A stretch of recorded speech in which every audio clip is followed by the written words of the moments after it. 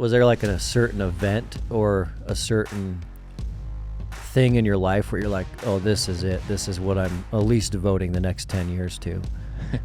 Yeah. So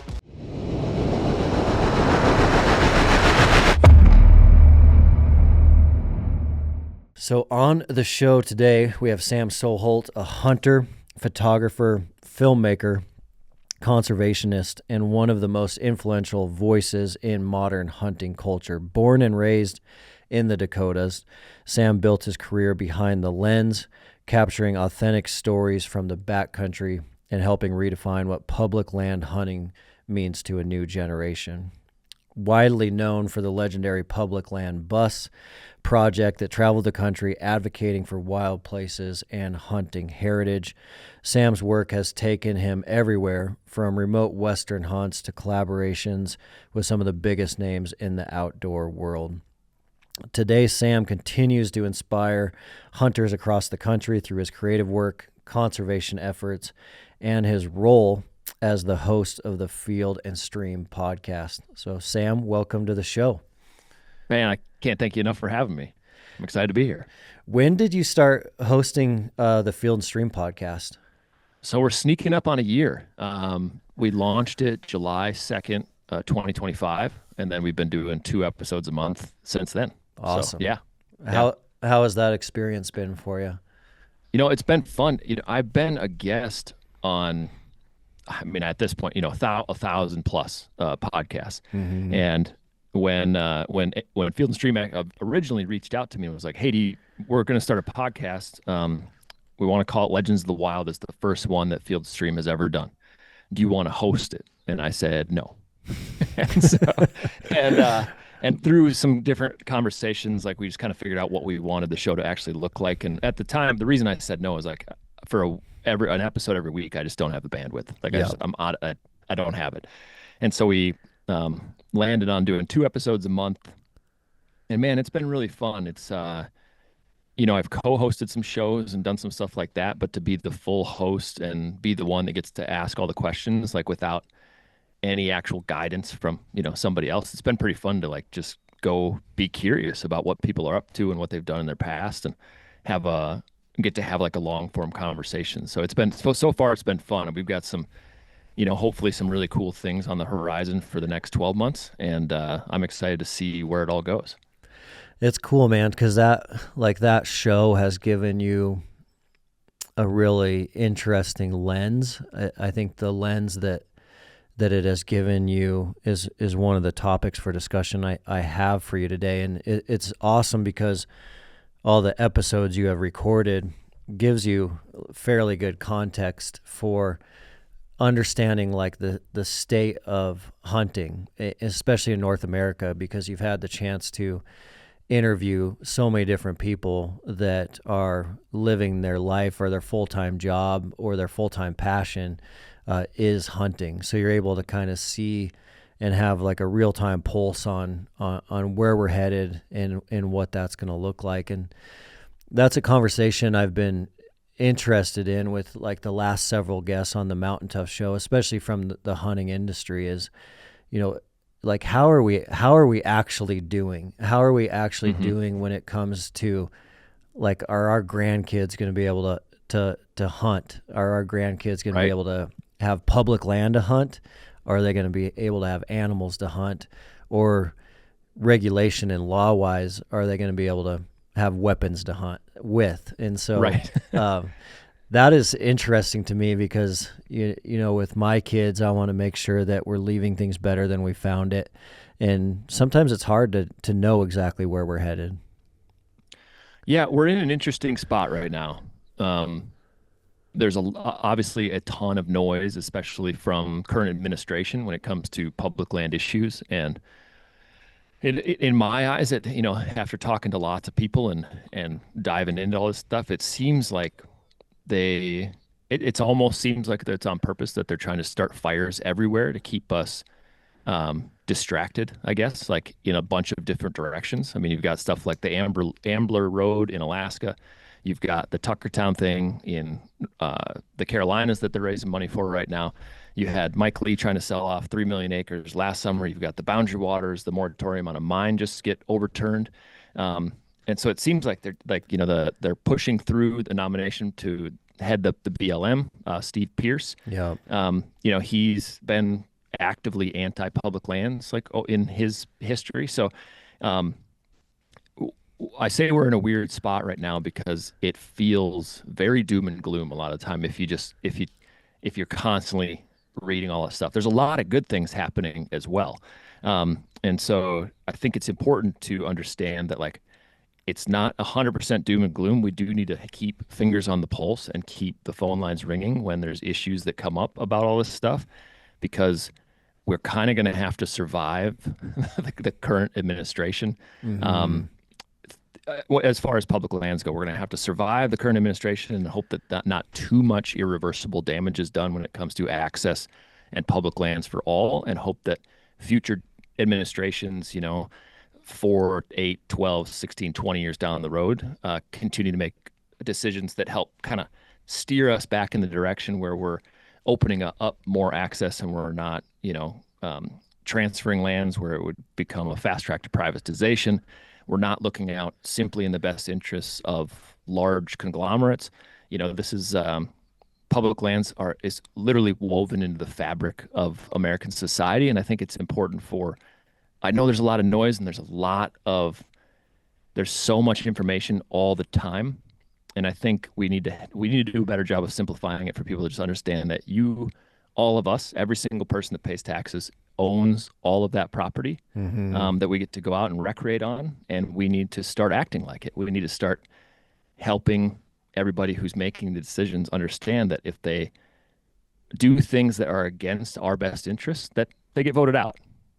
There needs to be a hard consequence for stuff like that. So, it's been a weird year as far as trying to be one of the, many voices now that are out there talking about this stuff. But it's, there's definitely days where I get real down on stuff. I'm like, man, this is tough. And it doesn't seem like as many people are really paying attention to it anymore. Yeah. But at the same time, it's like, you just got to be consistent and keep spreading the word, and just, hoping that as we continue to move forward, we'll kind of get a little bit more back on the right track, I guess. What was through your journey and your upbringing, when did it start to click, or was there a moment or a catalyst for you where you were you kind of knew that this public lands mission was your mission? Because that's been your passion over the last decade. You've been kind of at the tip of the spear on that topic, the public lands topic. And you are right, the United States, we're so unique that is our blessing, that is these amazing places that we get to explore, that no one else in the world has opportunities like that. Right. But was there a certain event or a certain thing in your life where you're like, oh, this is it, this is what I'm at least devoting the next 10 years to? Yeah. So, I didn't really understand, and I get it, right? You grow up, you hunt public land, you hunt private land, hunt wherever you hunt. And when you're younger, you don't understand how the money flows through, tag sales, and you don't know how conservation funding works and public land funding works. And I didn't until I was in my 20s. Because I had never looked into it. I just did, I had no reason to really look into it. It was just places that you could go and hunt, whether that be owned by the state, or me growing up in South Dakota, it's like waterfowl production areas was a big thing. Prairie Pothole region, those places are funded by federal duck stamps, which I didn't know until much later. But it was always just, okay, that's open to public. You can hunt that. You go knock on doors, do the whole thing. But when my older brother moved west to go to college, and then opened up a backcountry hunting shop in Fort Collins, Colorado. And when I moved, at the time, I'd lived in North Dakota, moved to Iowa as an intern for a hunting show for Midwest Whitetail, moved to Colorado to work with my brother. And all of a sudden it was like, oh, what do you mean you can just there's millions of acres? I mean, right out the back door. Yeah. And that was the big eye-opening moment. Be like, oh, I can hike as far as I want and never leave something that I can be on. And so that was the first taste of public land. And then right around that time, so it would have been 2016.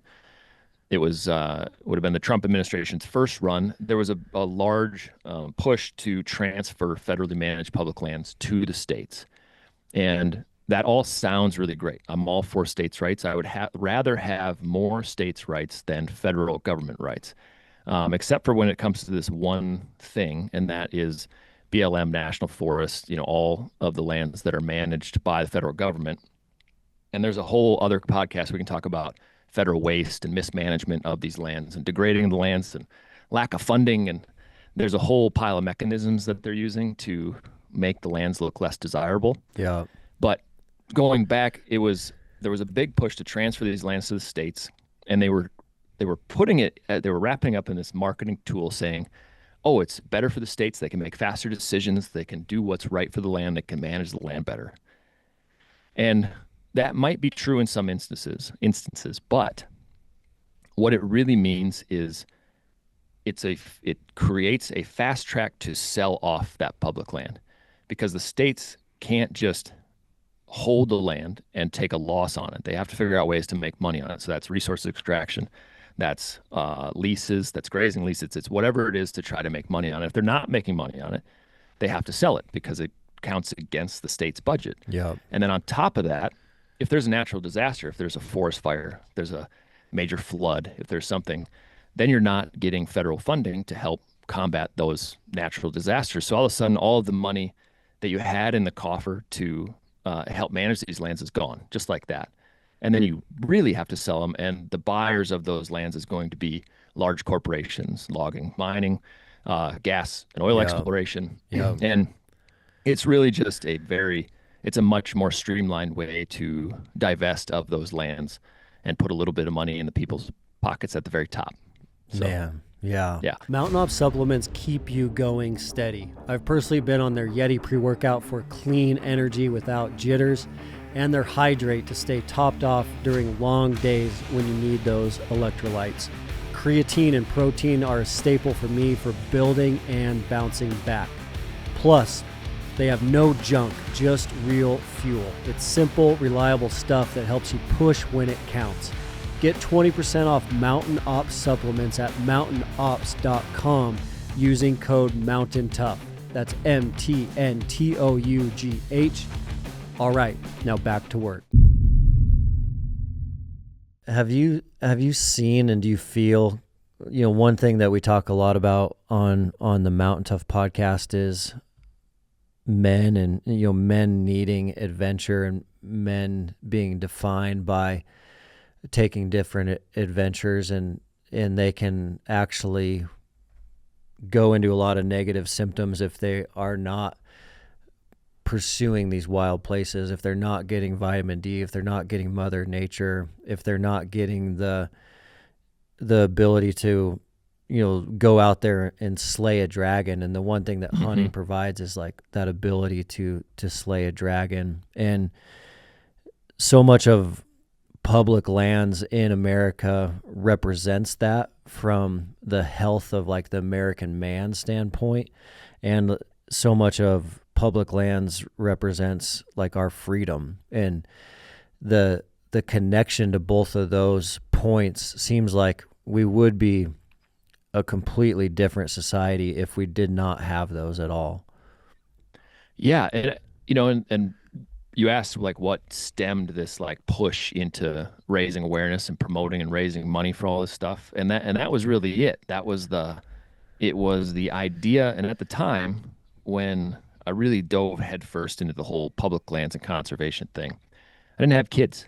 I was 29, like just about to turn 30, and I didn't have kids. But even though I didn't have kids, the thought of like having children in the future and then them not having the same opportunities that I had to go explore these wild places and have these experiences that change your life forever, whether that's an elk bugling in your face at 20 yards or a flock of mallards dropping into a cattail marsh at sunrise and the sun, glinting off the iridescent feathers.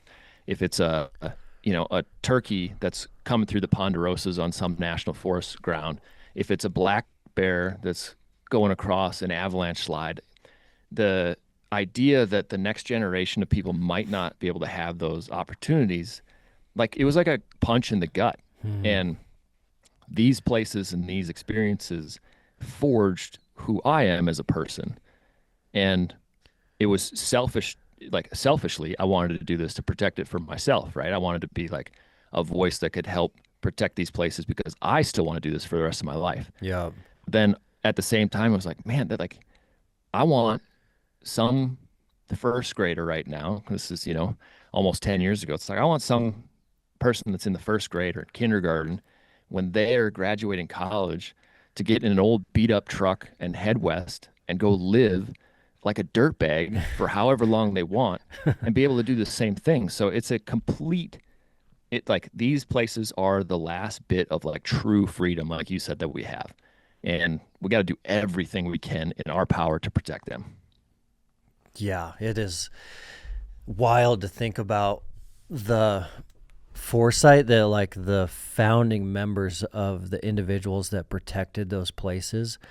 I think about that all the time. Like to think about Teddy Roosevelt's generation thinking 100, 200 years out in the future and realizing that there are specific places that they need to protect is kind of mind-blowing, because when they did that several 100 years ago or 100+ years ago, there wasn't many people around. There wasn't much pressure around. There wasn't many vehicles around. So it was a pretty wild landscape at the time when they had the foresight to say, hey, we got to protect these places for future generations, for our kids' kids and their kids.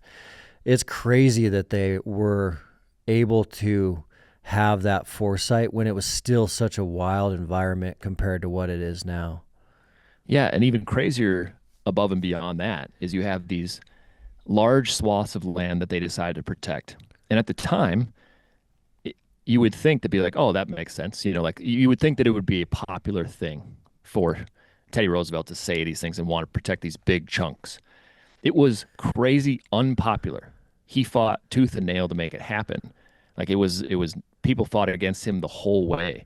And so I think that's one thing that people don't get to see, that side of it, is the fact that it was not like he came up with this idea or a group of people came up with this idea to actually protect places for the future, and it was like super well received. It was certainly not. So it's crazy. It's been a battle from the very beginning for these places. And I get it. It's like you look at it from the other side and it's like you have all these resources that you think you should be able to just like, pull and extract and pull and extract and pull and extract. And I don't think any of us can be naive enough to not understand that there has to be some resource extraction for our country to continue to progress, right? To have, to be a superpower, to do the things we need to do to maintain that status. But there's got to be a way, there's got to be a better balance than just like getting rid of all of it and moving forward. So, well, it's interesting because you only generally protect things that you've experienced yourself. And that is going to be interesting to see what starts to happen with like the technology side, the AI side. It's a big topic to start unpacking, but the American like youth doing less hunting, where we're seeing like backcountry hunting still on the rise, but hunting in other places on the decline with the youth. And we know for a fact from the conservation models that elk hunters are going to support RMEF, duck hunters are going to support Ducks Unlimited. And that question, if we think about that in the next 30 or 40 years, with the amount of time people are spending on their phones, the amount of time people are spending indoors, the amount of time people are not on these public lands, are we reducing the amount of people that are willing to protect it every single day? Are you feeling that? Are you seeing that at all? Yeah, I think the biggest thing that I'm seeing and feeling is like the lack of fire in people's bellies, I guess, like on a day-to-day basis. I mean, obviously last summer when it looked like, they were trying to sell off a big chunk of land, that really got the water boiling again and people thinking about it and talking about it. That Utah and one. I'm not sure. Yeah, the Utah one. Yeah. Like when Senator Mike Lee was trying to basically was like open it up to sell off up to 3.1 million acres of, and there was going to be, I don't remember, it was like 250 million acres eligible to be chosen from. But yeah, it was, the main part was wanting to be done along like city corridors and things in Utah, basically to create more, what was it? Affordable housing was the guys on that one. Wow. But yeah, I think the biggest thing that I'm seeing is exactly what you're saying, is there's just, and I understand that it's easy to lose. We have such a short attention span because of these things in our pockets. Yeah. That, we're like 2 news cycles away every time from some big issue, like being completely out of people's mind. And then when you try to get people fired up again, like because you haven't kept that momentum, it's like, oh man, it's really hard to fight that inertia one more time. And you lose a few more people every time you try to rally them again, because they're like, oh, we just did this. And we just did this, to feel like felt like 2 weeks ago I was calling my senator. Mm-hmm. And so I think you're right. Like there's a lot of things to do that are easier than hunting and fishing and outdoor recreation, and less expensive a lot of the time these days. And so I think the younger generation gravitates towards, whether that's the younger generation or their parents, just gravitating towards things that are a little bit more kind of like the fast food of the recreational world, where it's like you can go do this thing real quick. There's not a lot of logistical planning. There's not a lot of like heavy lift on it. You're not having to go buy decoys and carry decoys out in the field and go through the muck and have a lot of type 2 fun. It's a lot more instant gratification. So it's definitely seeing a lot more of that when you're trying to get people fired up about a specific issue. But there's still, I think on the big fights, there's still a big chunk of the population that does all this that is ready to go at a moment's notice. So we're not completely dead yet, but we need to keep it rolling. Yeah. What's up, guys? Dustin here. As you know, good music in the gym for your workouts can change everything. The right music allows you to flip that switch and keep pushing when you need a breakthrough. We've been running the Turtle Box speakers for a while now, and these things are waterproof, tough, loud. These things are built like a tank. The Turtle Box Ranger is great if you're on the move. The original covers most days, and that's what you see around here. And the new Turtle Box Grande puts out some serious volume for big spaces. Check them out at turtleboxaudio.com. We've had a conversation on here with a few guests related to that there does seem to be like an analogy between the phones and fast food. And there was like that old documentary called Super Size Me. In Super Size Me, the host, the creator of that documentary, just goes on an only McDonald's diet, and within a matter of like a couple months, his whole body is shutting down. Like his kidneys are shutting down, his liver's shutting down. The guy's dying. He's literally about to die because he's eating McDonald's 3 times a day. And I feel like that in so many ways is what this like addiction to phones, and even like not only the phones, but the news cycle stuff and like the doom scrolling. There's so many crossovers between that and fast food, even like the way it makes you feel and the way it makes you behave. It's kind of like someone's shortly soon could easily do the same documentary, but you could just replace McDonald's with these phones. And I imagine we'd find the same thing, that in certain ways it's causing our body to shut down in certain ways. It's killing us. And if someone was just on it 12 hours a day, it probably would kill them in a matter of months. And so hopefully we're entering some sort of moment where it's kind of like our grandparents used to smoke 2 packs of cigarettes a day, and they thought it was stylish and they thought it was healthy. And then all of a sudden a generation was like, oh, that's so bad for you. And then there was a generation that made fun of the generation that smoked 2 packs a day. And hopefully we're kind of like entering that with this technology where, like, we know it can be utilized for good, but we also know there's some real harm in it. And hopefully there's a generation that's like, man, remember there was that era where people were on their phone 6 hours a day. They had 5-6 hours of screen time. They weren't getting any vitamin D. They weren't entering public lands. They weren't getting any exercise. Like it seems like we have to be having some like pivotal moments like that. Yeah. And I think AI might do it. It's already, you can already tell how little of social media is real, like at all. Mm-hmm. And the fake, like, user generated content stuff is getting so good now, but it's like, it's not quite good enough where you can tell that about 50% of what you scroll past is AI generated at this point, 30 to 50%. And I've had long conversations with other, like, people who create content, photographers, videographers, people who do short form content stuff. And most of us are agreeing that it's probably going to push people away from their phones fairly quickly, because what used to be fun about doom scrolling was you get to take a little slice of people's actual life. You get to go be entertained and see like something that's happening in a real person's life. And now that there's so much AI slop, I think people are putting the phones away a little bit quicker. Like I'm guilty of being on mine way too much still. Yeah. But I think it's going to lead to people be like, well, none of it's authentic anymore.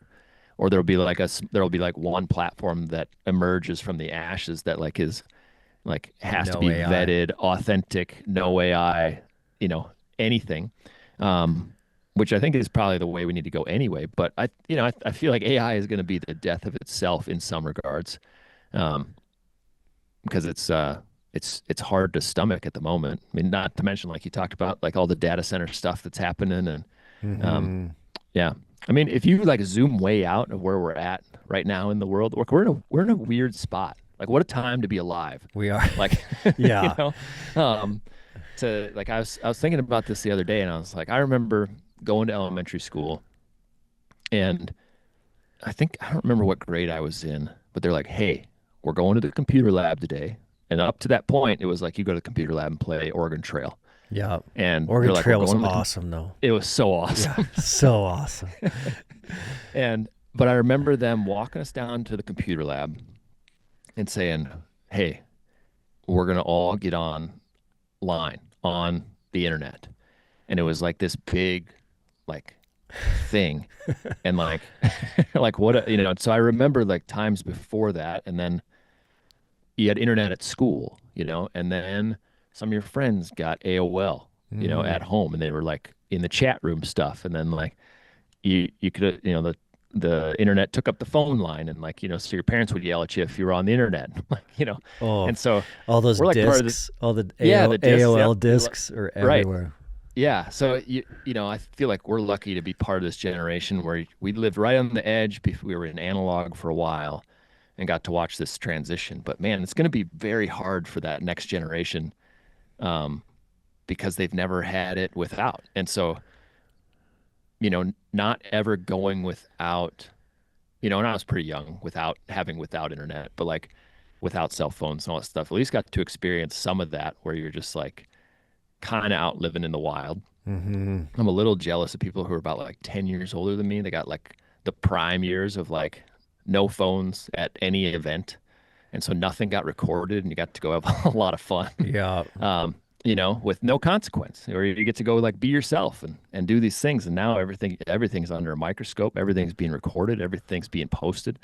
So I know we're way off topic here, but I feel like AI might help push a lot more people outside because everyone's just going to get tired of just watching a bunch of fake stuff going on. There's got to be some truth in that. It's going to be wild to see where things shake out because, you know, the demand for like concerts is through the roof, where individuals are able to make AI songs that are really phenomenal, like in the matter of hours. So they can produce like a phenomenal song, but still people more than ever before want to pay big money for things that are real. They want the real experience. They want to see the real people. They want to see things that are not perfect. And that, how that like translates into the outdoor space is going to be, I think that it is going to be critical. It'll be critical because of that concept we touched a little bit on earlier, but you only protect what you've experienced.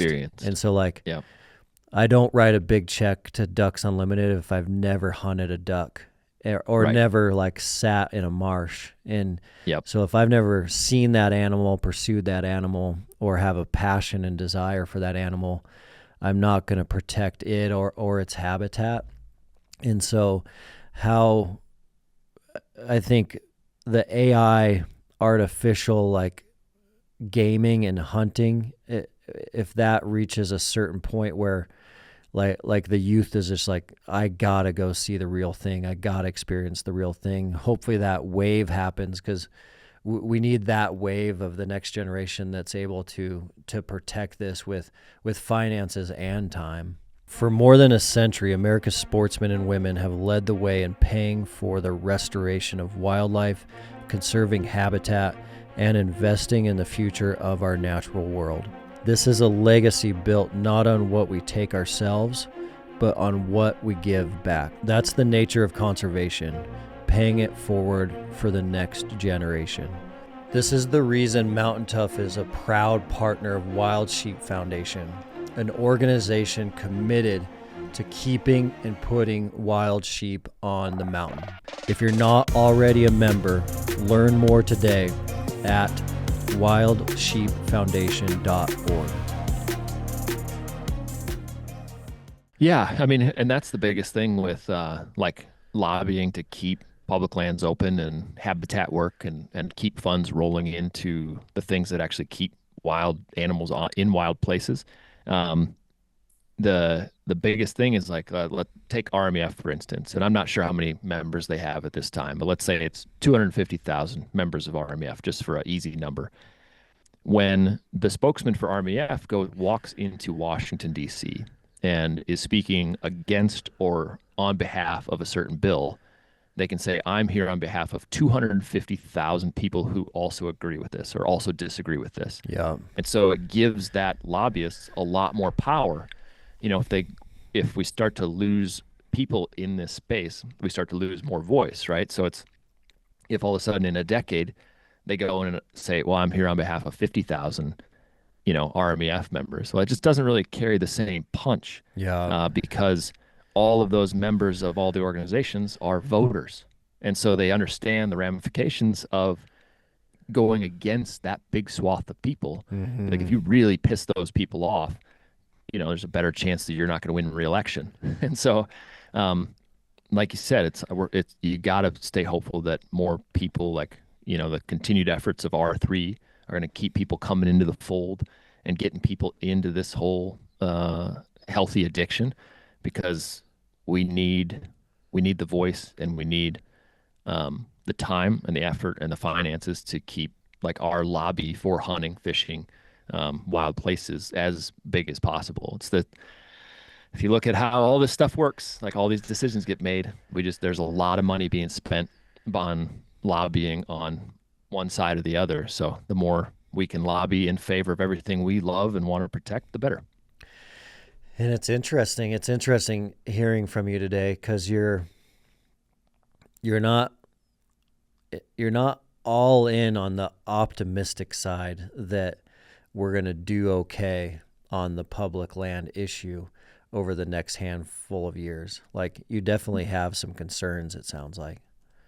Oh yeah, absolutely. I mean, even in the last 10 years of speaking up about this stuff, we've had a lot of wins, for the most part on really big issues, we have had a lot of wins. But what happens is if you get a bunch of people to rally and you stop a certain bill, there's other things that they can do to have similar effect, right? So, okay, we stop Mike Lee from introducing legislation that would sell off 3 million acres. Well, they can just go and cut 50% of the budget from the National Forest and fire 40% of the workforce, and they can defund the National Park Service, and they can, there's already a $20 billion backlog on national parks. And I saw a stat the other day, and it was like national parks, and I don't pay a whole lot of attention to national parks. I've never felt threatened.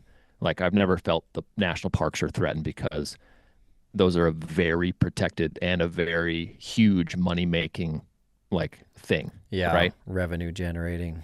Right. But there was a stat, and this was about national parks, and it was like it costs $560 million to run the national parks, but it creates X number of billions. I mean, it's like a 20X revenue generator.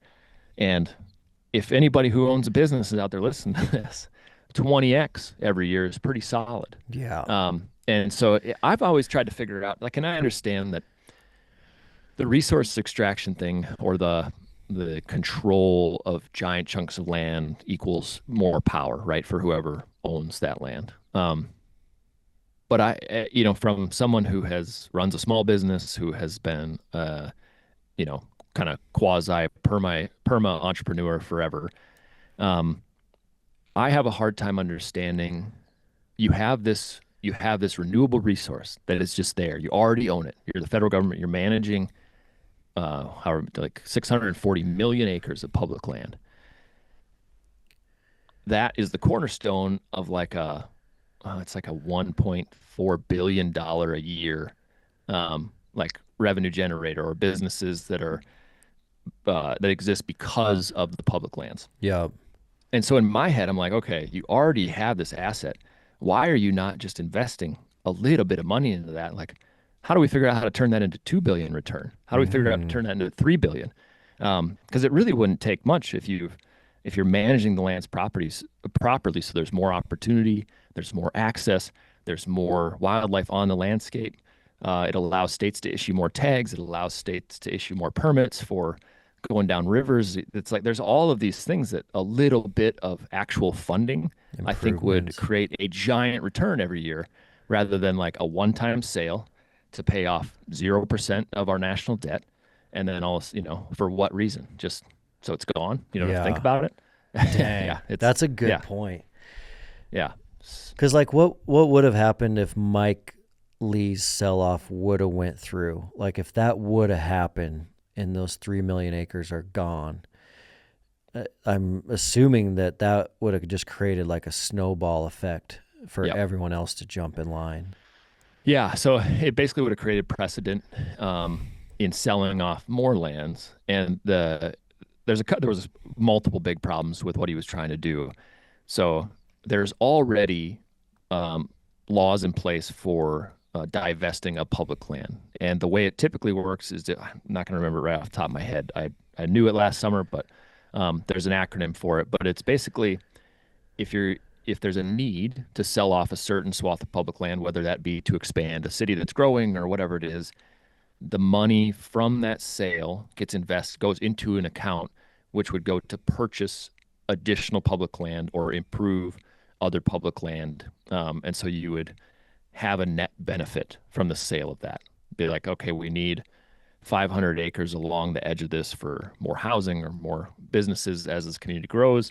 We're out of room, whatever it is. There's laws in place for that. Well, his bill was going to sell off the land, and it would have all gone into the general fund, which basically, like, you look at, damn near 40 trillion in debt at this point. They're like, oh, we need to start selling this off to pay off the national debt. Dang. And it's No like, way. well, it's like, this is great. You sell the entirety of it. and you pay off 0%, like less than like less than 1% of the national debt. So it's like we're not, that's not a win. And then you're gone. It's like Newberg, he was like, it's like selling your house to pay your gambling debt. And now you might be debt free, but you have no house. Like you're selling your assets to pay off your debts and makes 0 sense. Yeah. 10 years ago, we kicked off the Backcountry Preseason Prep program. It was a straightforward 80-day program built from thousands of hours testing with dedicated backcountry hunters. Now, with a full decade of real results, we've completely rebuilt it into Preseason Prep 3.0. We've added more aggressive metabolic conditioning, smarter load progression, tougher mental finishers, and even better programming to help hunters build that unbreakable grit for high country, heavy packs, and long days in rough terrain. It is still the same mission, getting you stronger and mentally tougher for the backcountry. It's just taken to the next level after 10 years of honest feedback from hunters in the field. Preseason Prep 3.0 launches May 4th. If you are serious about this fall, it is worth checking out. Mountain Tough Podcast listeners always get 6 weeks for free on the Mountain Tough app. All you need to do to take advantage of that is use the code MOUNTAINPOD at checkout. That's MTNPOD on your monthly membership. Man, it is tough though, because I looked at the news this morning and there was 2 back-to-back articles at the top. The one was that Iran shot some drones and some missiles over to the United Arab Emirates. Mm-hmm. And that sucks you into like, hey, what's this Iran thing going to do? Is it going to end? Are we still going? What's going on? The next article was the United States government releasing some new UFO files. So those are like the top 2 of my news feed just today. Yeah. And you have to compete with stuff like that constantly to get the message out on something that's really critical like public lands. But how do you cut through the noise to get it to a point where people can actually, latch on to that and make a difference? Yeah. I think that's exactly right. Because if there's not a lot else going on, like geopolitically, people have more bandwidth in their brain to focus on stuff like here local. The Iran war has effects on us locally. Gas prices, all food prices, basically, it's going to cause pretty massive inflation because of gas prices. And then you have the UFOs, you have the Epstein files, you have the hantavirus now, we got like COVID 2.0 running on us. It's going to be very hard for people to, like you said, latch onto something that is very critical. And I think, it's hard for me not to believe that that's on purpose. Distraction. I think it's just spinning us all up in a bunch of different directions and starting fire in every little niche. And maybe it's not that sophisticated, but boy, it sure feels like it. It's like, how do we start fires so that all of these small factions of people that are passionate about something are angry about something, so that way they're focused on this. Well, then back here we can be doing, basically whatever we want. The so distraction's crazy. Distractions all over the place every day. So I don't know how you cut through that noise. I think just, continue to be consistent. My brother and I, who own public land tees, have been kicking around doing like more like a 3-day a week, kind of like a single point conservation news show, where it'd be like, here's updates on, everything that's going on from all the organizations and stuff they're working on. And here's the wins, here's the losses, here's, things you need to be paying attention to. So at least people would have one location where if they wanted to go know about it, they could go and do that. That would be huge. Cause like, what do you tell people that, like, if you have your average guy, they live in Sheridan, Wyoming, they do a little bit of elk hunting, they're trying to just work, raise their family, and they're trying not to doom scroll all the time. How do you talk to that guy about, like, other than calling their senator all the time, what are they supposed to be doing? Yeah, I mean, for a long time we said the biggest thing is just join an organization, because they'll speak on your behalf. And you know, a lot of times you don't have to speak up that often, if you're willing to just throw a little cash at one of the organizations that's going to go speak for you. So, you know, I get it. You know, it's like you're trying to get by every day. You're just, you know, you're working, you're raising a family, you're trying to be a good father, husband, brother, you know, whatever it is. And yeah, I think it's just, I think the easiest way is to get involved is just join an organization that you're passionate about, because they've got people that are doing boots on the ground stuff every day. Mm-hmm. And then if you're really interested, there's a million volunteer opportunities and a million other ways to get involved. And to do that, all you got to do is look. So, yeah. What are some of your favorite public land organizations? So BHA has always been a good one as far as lobbying for public land protection and access. And with Ryan Callahan now being the CEO, I think they're on a really good path and direction. Like, they're just doing a lot of good work. You know, and then obviously you can, whatever like you said, whatever animal you're focused on, it's there's an organization you can join. So, you know, on the turkey side, whether it's Turkeys for Tomorrow or NWTF, you know, for ducks, Delta Waterfowl, and Ducks Unlimited, you know, Delta does a lot. Delta does a lot more work where it's not, I wouldn't say smaller, but they're like, I'm trying to describe the difference.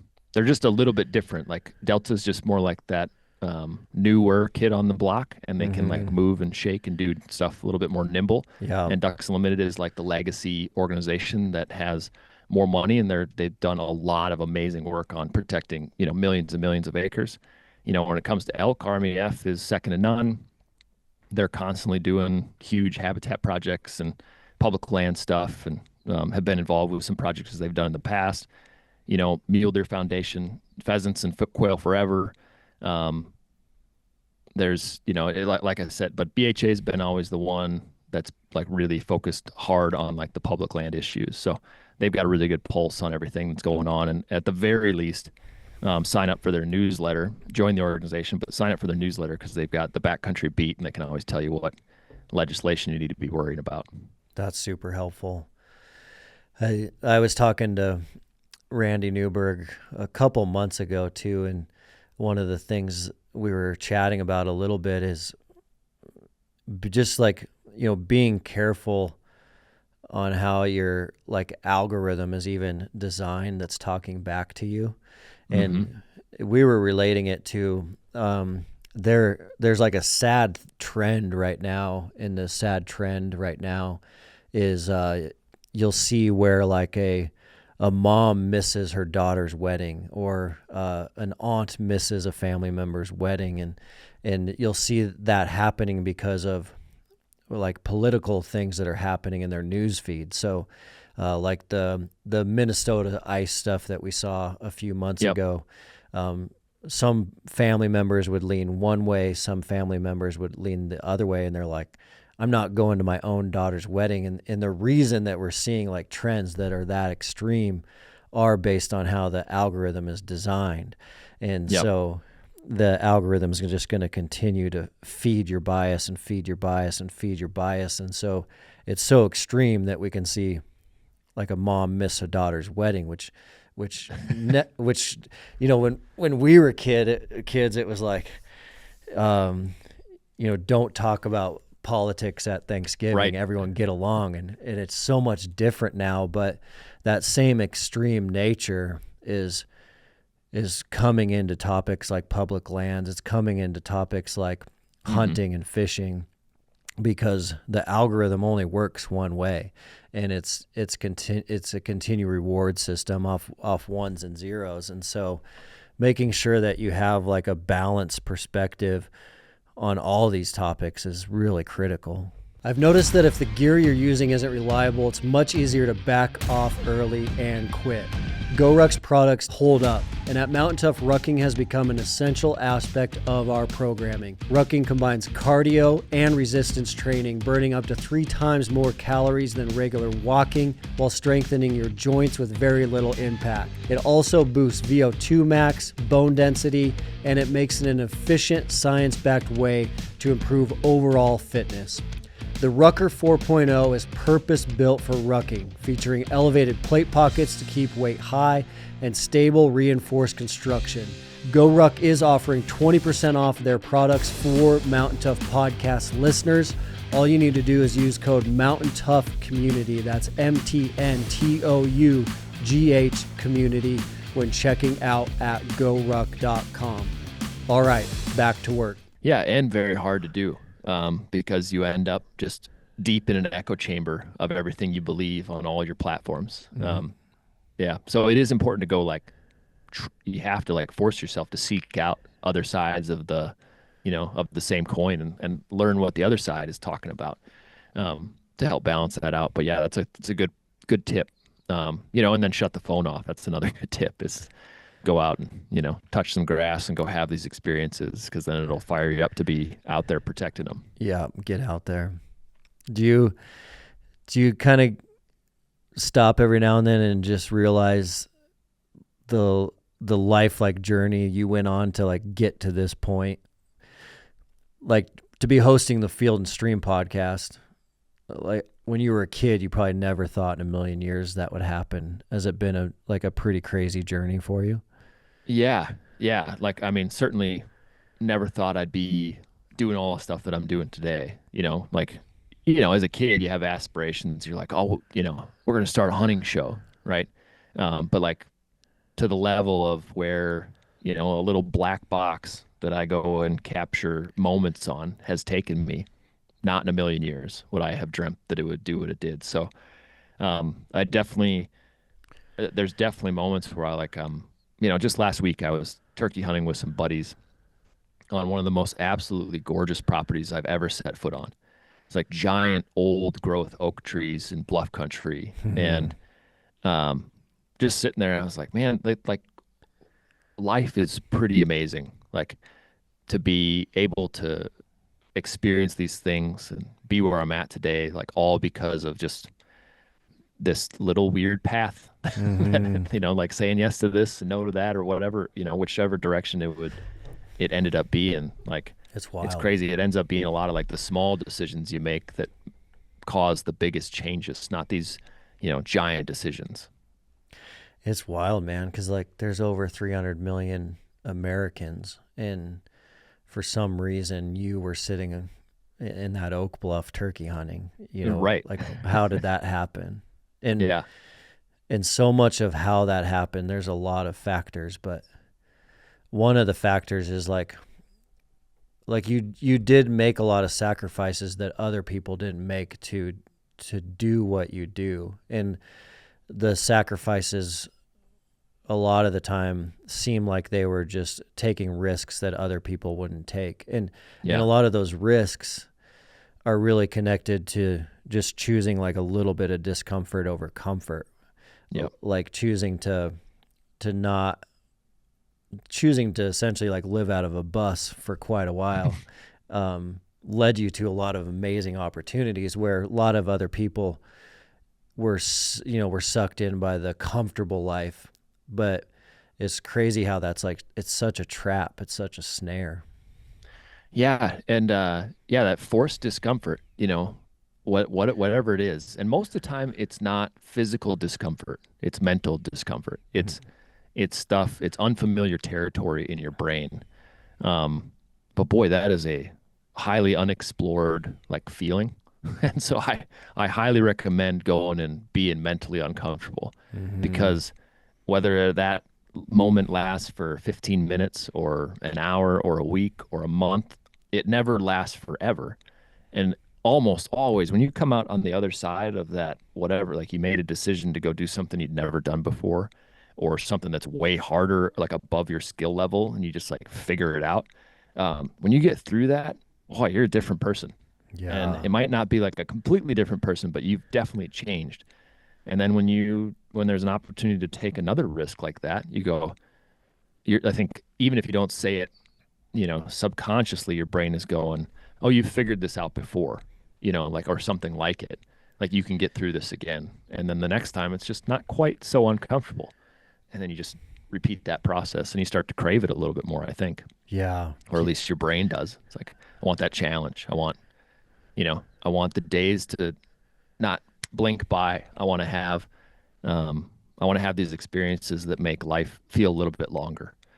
It's that, like, the mental toughness science is fascinating, that like the people that panic and die versus the people that don't panic and die in survival instances.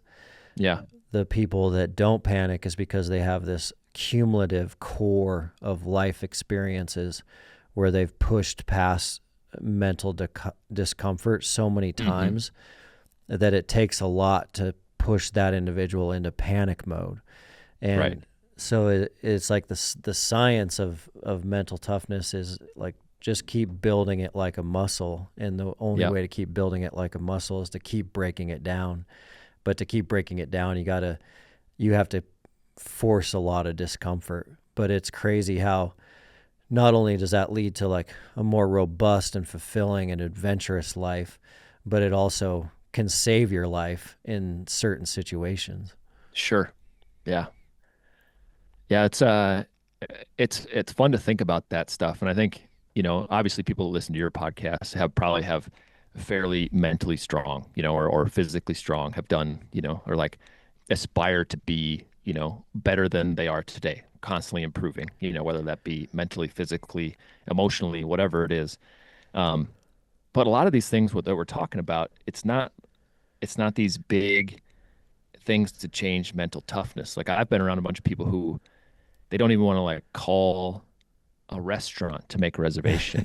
Like, I'll just hop online and do it online. Yeah. Or they don't want to like, call and ask about something for sale because they might have a weird conversation with somebody. Yeah. Like it starts with small stuff like that, where you're like, you just have to get over those small hurdles first, and then you can start taking bigger risks in your brain. So true. Yeah. So at this point, it's all, just kind of live in a constant state of, not mental toughness, but mental, like just constantly living in that space where like, I'm just figuring it out every day. I know. Yeah. And that's all we can do. That is definitely all we can do. Well, thanks, man. I appreciate you jumping on, and it's been awesome to catch up with you, and appreciate just everything you've done and are doing. I mean, I really wanted to keep today's discussion around kind of like the state of the union on public lands and our fight to protect them. And I think what we covered today is going to just be so helpful for the Mountain Tough audience to be like, okay, got it. This is where we're at, and this is what we can do to make a difference. And things aren't terrible, but things aren't great. And so as like a Mountain Tough community, there are things we should be doing, especially when we put it into that context of like what are our kids going to be left with? And it's, it's our role to fight for that stuff. And we're standing on the shoulders of giants right now that have fought for a long time for us to experience the things that we get to experience. And so thank you so much. That was really helpful to know like where we're at, how things are looking, the fight that you've been in, and some things that we can do. Yeah, I just appreciate you having me on. And I think, the final words that I'll leave you with is we all need to start making, 100 to 200 year decisions, and not just stuff that's for today. Amen. Awesome, Sam. Thank you. Yeah, thanks again.